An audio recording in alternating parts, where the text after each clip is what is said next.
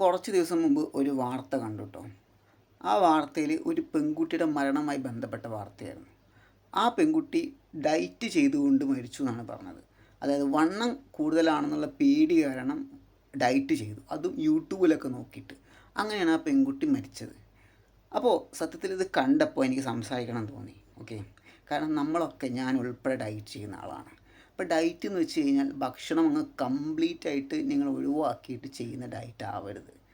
ഡയറ്റിനൊരു സംഭവമുണ്ട്. എന്താണെന്ന് വെച്ച് കഴിഞ്ഞാൽ നമ്മൾ എല്ലാം തുടക്കത്തിൽ ക്വാണ്ടിറ്റി കുറച്ച് കുറച്ച് കൊണ്ടുവന്ന് ചെയ്യാൻ പാടുള്ളൂ.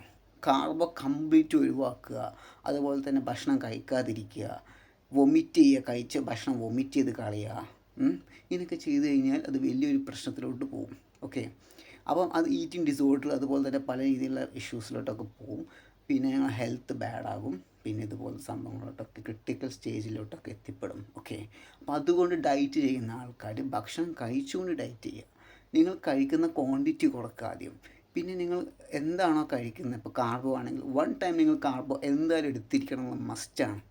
ഓക്കെ, ഒരു സമയം നിങ്ങൾ കാർബോ എടുക്കണം. അത് ചോറാവാം, ചപ്പാത്തി ആവാം, അല്ലെങ്കിൽ വേറെ എന്തെങ്കിലും ആവാം. അതുപോലെ തന്നെ നിങ്ങൾ ഒരു ഡെയിലിയുള്ള ഭക്ഷണത്തിൽ എല്ലാ സംഭവം ആഡ് ചെയ്തിരിക്കണം. വൈറ്റമിൻസും മിനറൽസും അതുപോലെ പ്രോട്ടീനും അതുപോലെ തന്നെ കാർബോ എല്ലാം വേണം.